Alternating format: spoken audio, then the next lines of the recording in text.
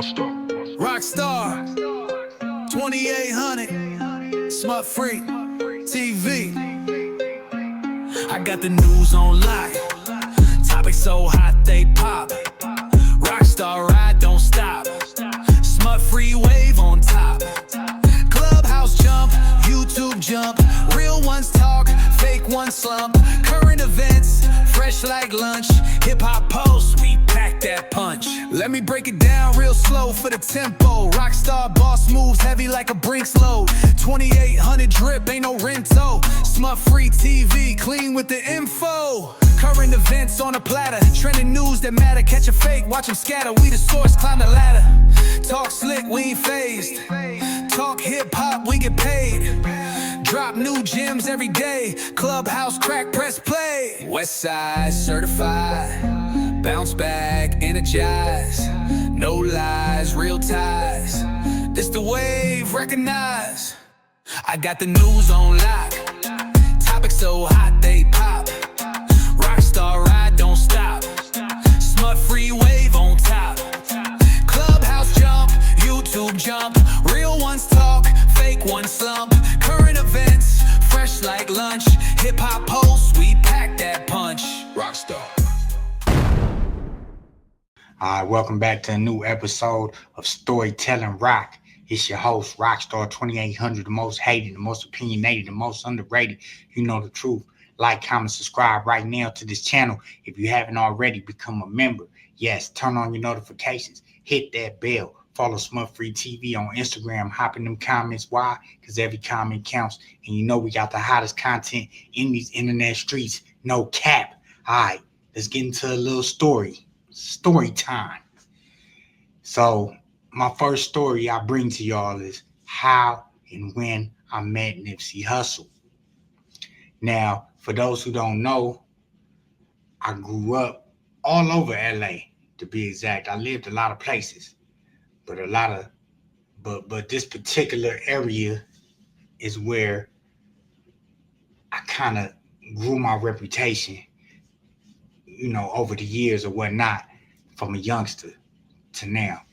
And, you know, I stayed in the 60s on Slauson and Chesley, to be exact. Slauson and Chesley. It used to be a Nick's check cashing on that corner. Now it's a Speedy Cash, if I'm not mistaken. But I stayed on Chesley, right off of Slauson, maybe 2-3 houses down in a group home called Cunningham Group Home. I think I was transferred there from Hollywood. The placement, I was in Hollywood. So I landed at Cunningham, an all-black group home. You know, we kind of got a little freedom. We can walk down the street. We can go to the store. We can go here and there. You know, it's curfew. You know, some rules to this house. You know, must be about 12 years old for sure. 12 years old, because I was 12, 13 when I started banging the hood. So, I'm living over there, and I'm from the clique CRP at the time. So this is okay, I was in Hollywood placement, but I went to Hollywood High School, got kicked out of there, went to Fairfax. Fairfax didn't really work for me either. I ended up not going to class, getting up out of there, boom. Got transferred from the placement in Hollywood to this group home on Crenshaw and Slauson, Cunningham. And I was already banging CIP, which was inside the West Boulevards as a clique. CIP, completely irresistible pimps. But in my mind, I'm kind of already graduating from this, because I'm kicking it with West Boulevards and you know, programming, being a part of it. So this group home, cool group home, Cunningham Group Home. I'll never forget this, man. I was in there with my guy Martin from 190 East Coast, a Mexican from Baby Low Grape, 4 Leaf from 40s, Yeah, 4 Leaf from 40s was up in that group home too. Shout out my boy. You know, he wasn't 4 Leaf back then. He was a little bird, young bird. You know what I'm saying? Bird chest, little short thing, man. You know what I'm saying? He didn't got that size on him now. You understand me? But yeah, it was so many more I can't even name. There's many more people up in there. You know, kids. You know, I think 4 Leaf was the youngest at the time, and then I was probably like the second youngest. You know, so yeah, like I said, I got real familiar with the neighborhood. They checked me into Crenshaw High School. Got real familiar with the neighborhood. My homeboy Perry lived next door.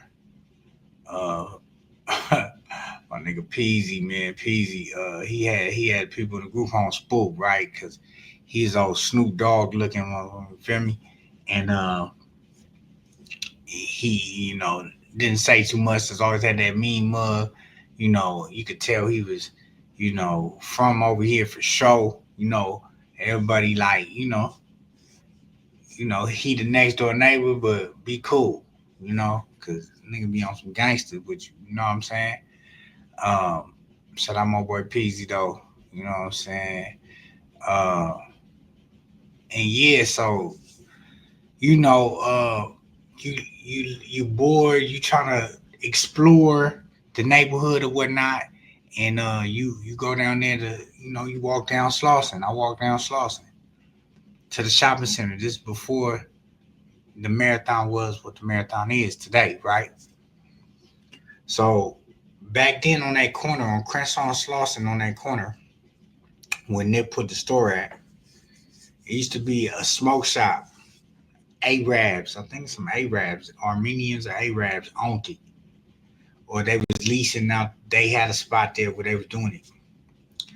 Well, you in the most notorious hood, the Rolling 60s, and you got a business. Of course, they're gonna be right here in front of it.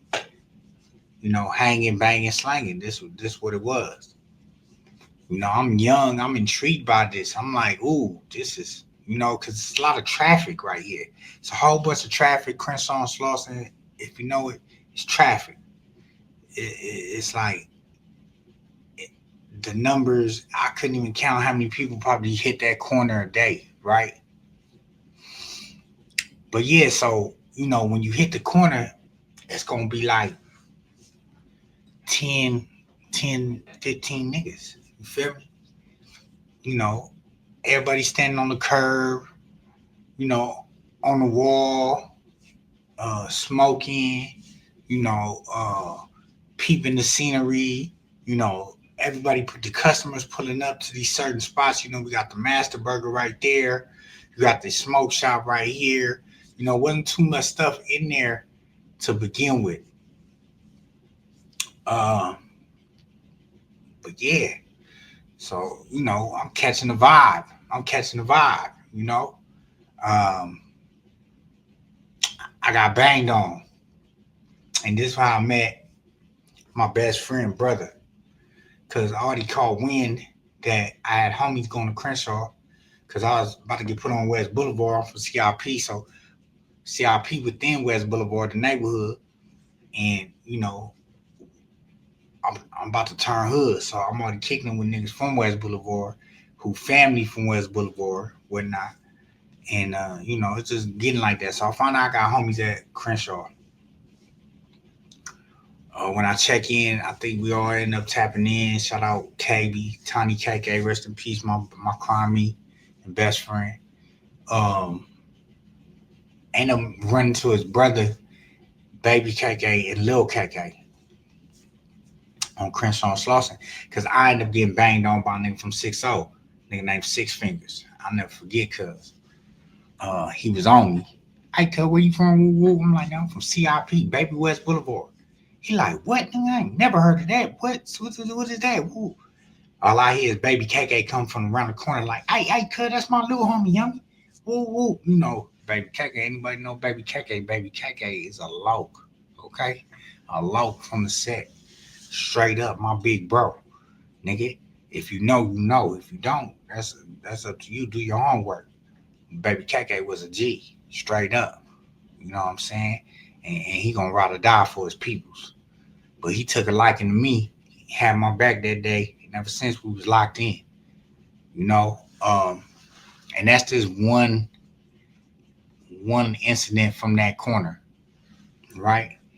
Um, like I said, that's kind of like my introduction, meeting somebody from 60 tripping. Uh, but then you got, like I said, I'm always going to that corner. I used to sneak off, try to smoke weed, you know what I'm saying, on that corner. Give me a Nick sack, sit right there, chill, just to vibe, just to get away.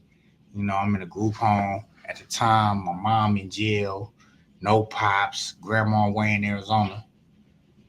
So like, I'm finding my way. I'm finding myself, right? Um, Nip.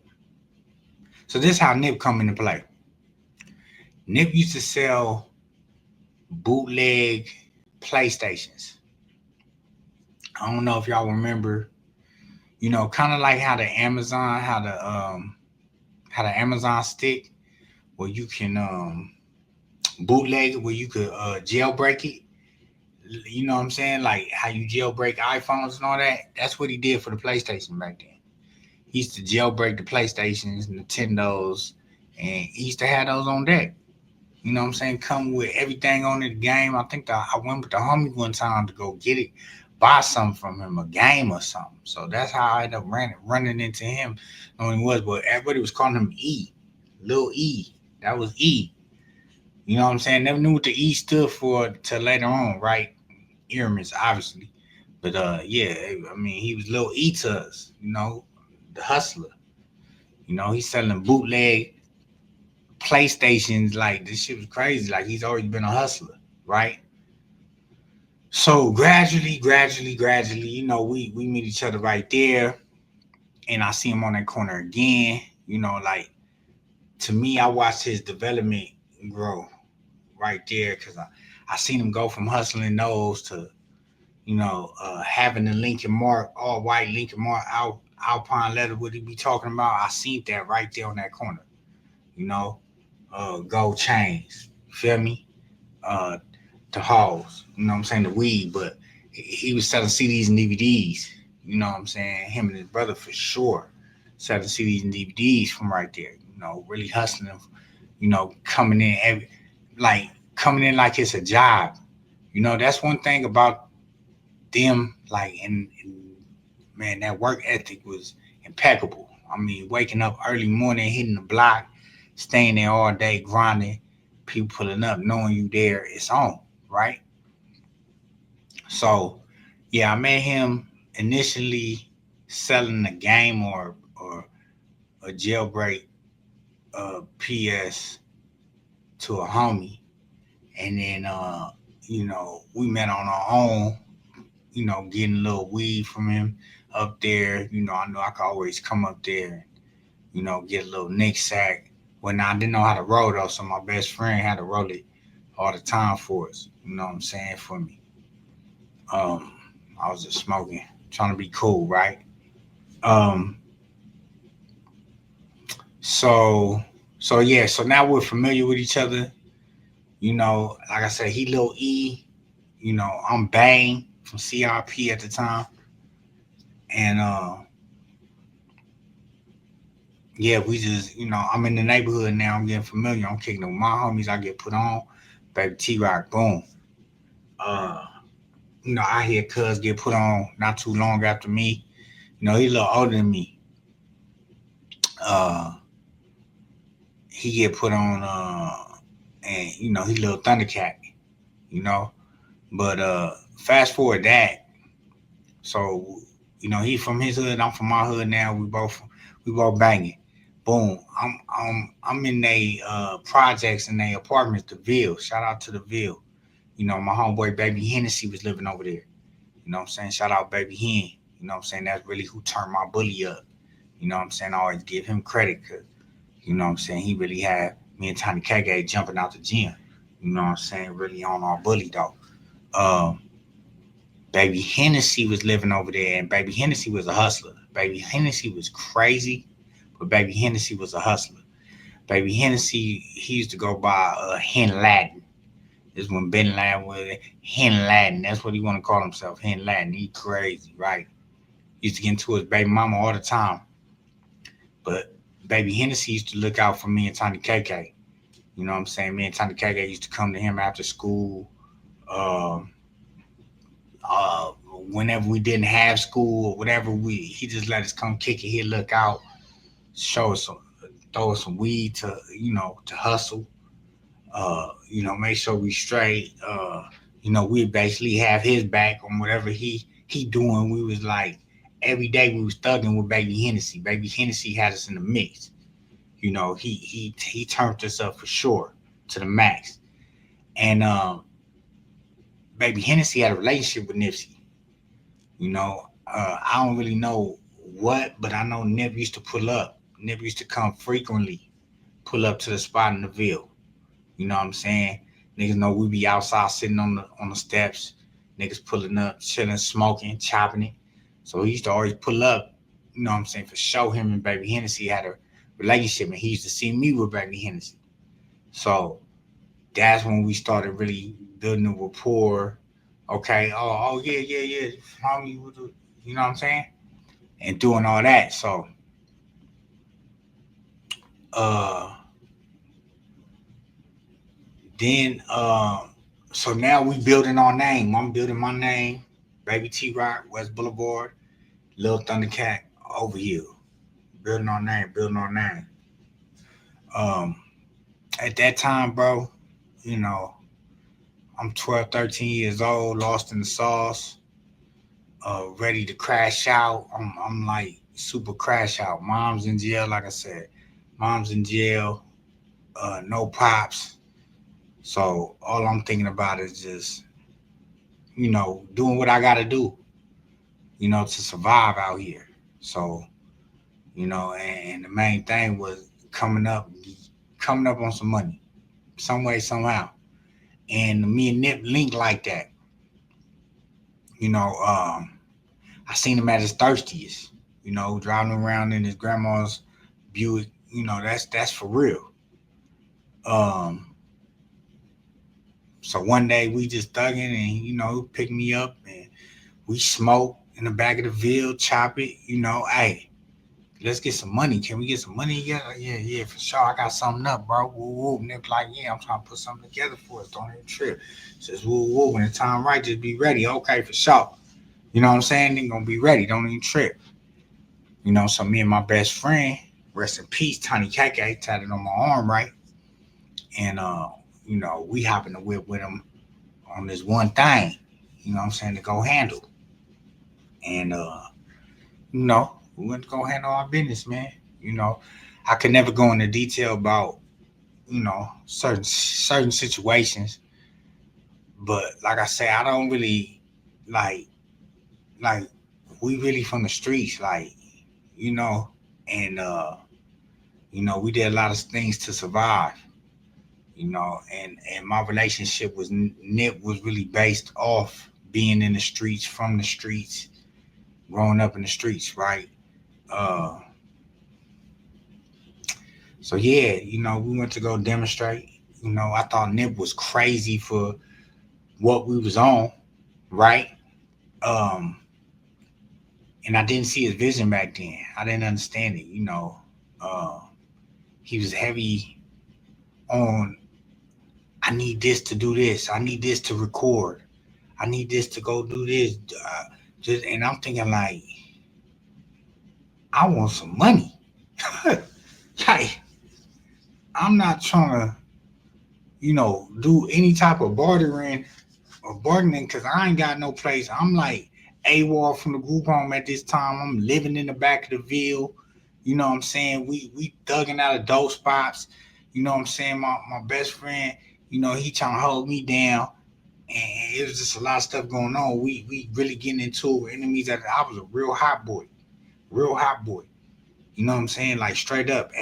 Something was happening every day to us. Me and my best friend, rest in peace. Like we was out here thugging, cause like really living that no limits on life type. Like we gonna go all the way. We gonna go, when we vowed into this shit, we wanted to be the best, nothing less.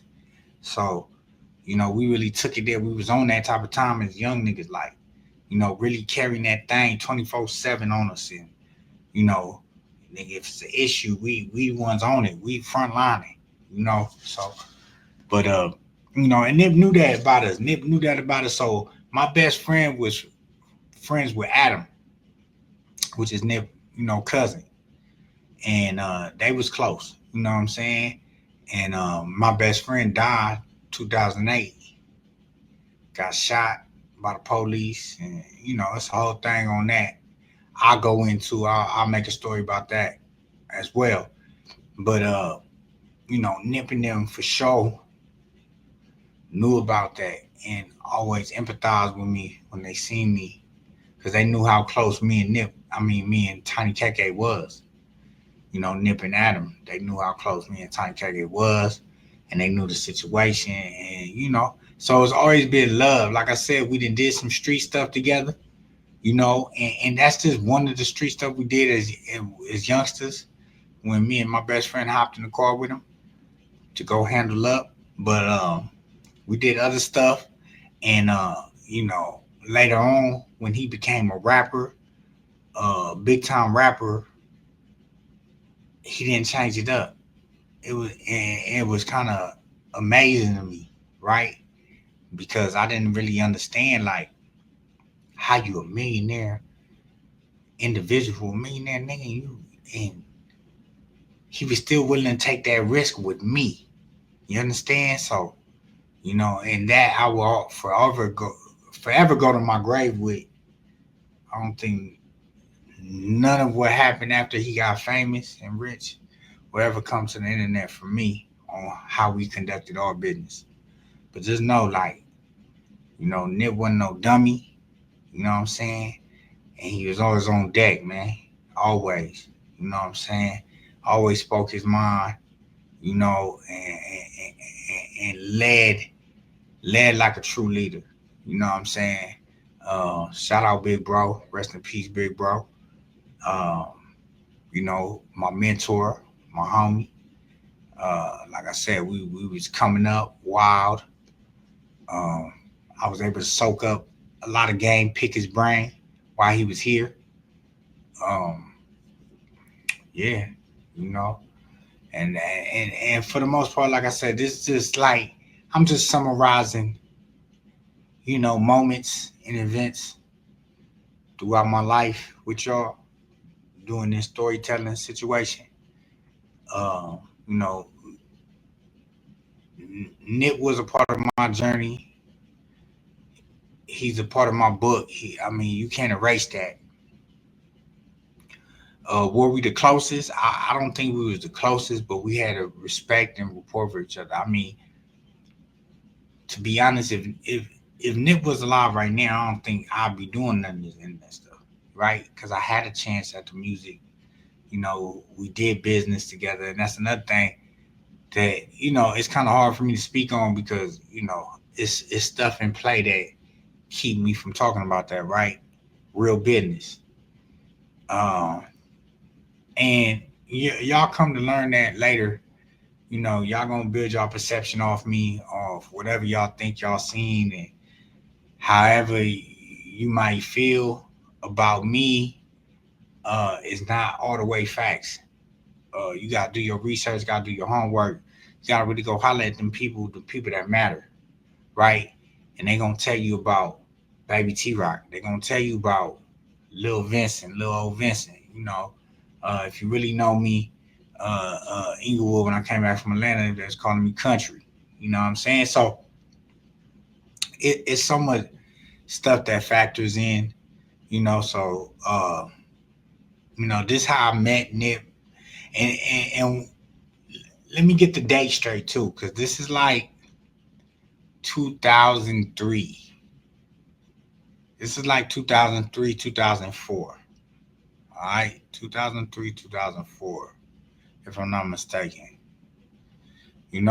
So that's the time frame on when I met Nip, how I met Nip. Like I told you, He was selling bootleg PlayStations. You know what I'm saying? Always was a hustler. I mean, you heard Sam say he made his own computer, so of course he was technical young. You know what I'm saying? But he had the hustle game down for sure young. You know, hustling, whether it's selling CDs, DVDs, whether it's selling PlayStations, whether it's selling weed. I mean, the man was an all around hustler. You cannot never knock it. And they always bled that corner. They bled that corner. I remember sending my mom boyfriends asking me if I knew who sold bootleg DVDs, this and that. You know, I'm like, man, go to Crenshaw Slauson. Off the bat. Go to Crenshaw Slauson. Go up in there, tell him Baby T Roc sent you. And you trying to get some movies. And he did exactly that, and nothing happened. Everything went well. Man walked about there with everything he needed. Called me like, hey, bro, good looking, man. Woo, woo, woo. Yeah, I already know. That's the spot. That's the homies got everything. One stop shop. You already know what's going on, right? So you know, and like I said, like it's always been love. Like man, when Nip got famous, that it was so crazy to me because it's like I was rapping, but when I'm around my street niggas, we not talking about that. We regular, we on our tip, right? So, and I don't think he never really talked to mention that. Like, I didn't know he had all that cracking, and until I came out here to AZ on the run at a young age, right? And I see a flyer with his face on it, and I'm like, I had to look again. I'm like, I know that nigga, man. I know him for real. Like, I really know him. Trying to tell that nigga, like, what? So I ended up telling the promoter, put me on there. And I don't think he thought I was bull. Like, you don't know this nigga. Bro, I know this nigga. I was just with these niggas, thug. I was just like, I know this nigga. So when Nip came to the show, they brought me down to holler. Nip automatically face lighted, lit up. Boom, boom, boom. Feel me? Open arms. You know, so that's the picture on the thumbnail y'all see. You know, and we backstage chopping it. You know what I'm saying? And I hopped on stage with them. You know, he always made me feel a part of the movement, a part of everything. You know, we used to pull up to this common car wash where all the homies pull up to 54th and 9th. You know, 54th Ave and 9th Ave. You know, that car wash will forever be legendary. Me and Nip have met there many of times. I'm talking about at least 10 times, right? And just off the strength, all right? Like, this is where we go to get our car washed. So, like it's crazy to me because I literally used to pull up there, get my car washed, and he pull in 5 minutes later, 10 minutes later. You know what I'm saying? Like, it was just weird, like how we always bumped into each other, somehow, some way, right? And I say that to say, uh, I was driving from AZ. This is later on, right? I'm getting pounds from LA going back to AZ. And we on our way to LA, me and the homie from Mississippi, right? So I'm telling him, and when we get there, because it's about to be like 7, 8 o'clock in the morning when we get there, I'm like, go to the car wash. I should have bet him, but I did tell him, Nip gonna be there. Guaranteed. I told him, Nip gonna be there. Pull up to the car wash. Watch. Mark my words. Nip gonna be there. And I should have betted him.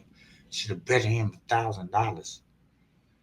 Because we wasn't even there in 5, 10 minutes. And he pull in, then the homies pull in from my hood right behind him. You can't make this up. I didn't call. I didn't text nothing. You can't make this up. This is real life. You understand me? Great relationship. When he came to AZ, every time he came, I'm hustling at the time, this and that. I remember we in the trap, and We in the trap. My boy Ace Bug had my boy Ace Bug from West Side City in there with me, right? Boom. And we playing music, playing the game, all that. I get a call on the trap phone. 32331 number something. And he low at first. I'm like, hello, who this? He like, nigga, this Nip. Woo woo. Nigga, I'm like, nigga, I put that shit on speaker ASAP, told him, turn that shit down. What's happening? So this around the time Victory Lap was dropping. This is before Victory Lap dropped. He was doing like a promo run to like different CD stores and warehouses and whatnot. And he had to come through AZ and stop at a store. And it's on the internet because some dude was rapping for him, you know, doing some Christian rap music for him, and Nip was feeling it. But yeah, so he was just letting me know you're gonna be in town, pull up, and then holler at you, all this, and it was just love. But you know, it's just random like that. You know, he'd call you and he'd be thinking about you, like, you know. So yeah, man. So you know, I mean, I can go into so much further. You know, it's a lot of stuff I'm a withhold. You know, because a lot of stuff don't need to be said. But for the most part, you know, it's always been camaraderie. It's always been brotherly. It's always been love. Um, like I said, he more of a mentor to me. I always used to tell him, man. See, one thing about me, I'm not no fake nigga, man. A lot of these niggas fake. A lot of these niggas didn't give him his credit to after he died. Didn't give him his flowers to after he died. While he was alive, I used to tell him how much he meant to me. I used to tell him how much he meant to this community, how much he meant to the neighborhood. You know what I'm saying? So that's the difference between me and a lot of y'all. You know what I'm saying? Let's tell the truth. So rest in peace, Nipsey Hussle. Long live the great. You understand me? Forever will be in my heart, man. Forever be part of my journey. And nobody can ever erase that. And I'll never let nobody talk bad or disrespect him ever in my life, in my presence. Do you understand me? In my presence, over the phone, or whatever. You know what I'm saying? Trust me, if you got something to say about them, I'm going to challenge you on it. I'm going to challenge you on it. Mark my words. Mark my words, I'm going to challenge you on it. So I want to know if you really know, because I know you don't know. You think you know the impact, but you have no idea the impact that he has made on the world, not only the world, the communities within Los Angeles. So with that being said, man, I appreciate everybody coming through the Storytelling Roc for my first episode. You know what I'm saying? And yeah, be on the lookout for more. Like, comment, subscribe, become a member if you're not already. You understand? Turn on your notifications, hit that bell. Follow Smut Free TV on Instagram. Hop them comments. Why? Because every comment counts. And you know we got the hottest content in these internet streets. No cap. All right? Stay tuned for more. If you like this, give it a thumbs up. I'm gone. Don't do something, come back. Don't keep cracking the